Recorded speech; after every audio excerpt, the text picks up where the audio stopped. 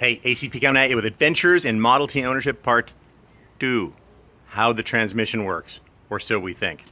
So, this transmission in 1908 when it was introduced actually was extremely easy to drive. It was considered to be a revolution in motoring, that this car could be driven pretty much by anyone. And now, today, it can be driven by pretty much no one, and I'm going to show you why. It doesn't have gears in the traditional sense, or a clutch in the traditional sense. What it has basically is bands that grab different sets of epicyclic gears, and you have to keep these in adjustment, and they are insanely primitive in some ways, and yet genius also. So let's go inside the car here, and you'll see pretty much all I've done is lifted the floorboards out, and you know where floorboards get their name? Because they're boards. You lift those out from around the pedals. This is the transmission, obviously. That it has in common with modern cars. Take off this oil feed pipe here, which feeds oil from the bottom of the oil pan up onto the top of the Sure oil, what's it called? Sure feed oiling system. We'll lay that aside. And then what we have inside here is a crazy arrangement of 3 drums that get articulated in different ways by these 3 pedals. And you ready for this? Here we go.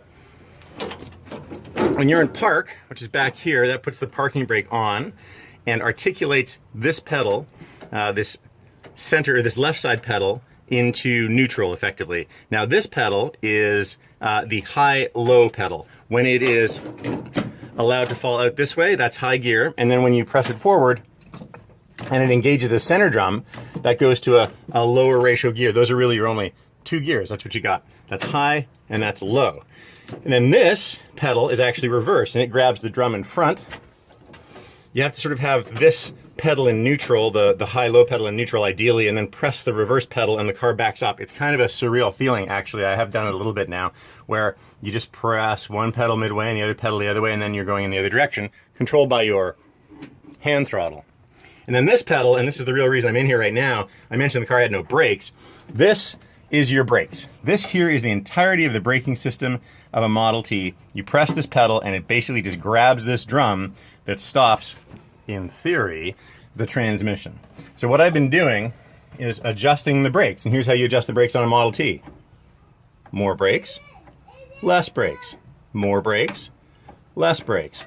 And then here you adjust the sort of changeover between low and high ratios, and here you adjust how aggressively the reverse engages. At least that's what I think. That's as much as I understand right now. That, to my knowledge, is how a Ford Model T transmission works. I'm going to adjust it up and then take it down to the end of the driveway where, worst case scenario, I'll be stopped by some tires and an MGB.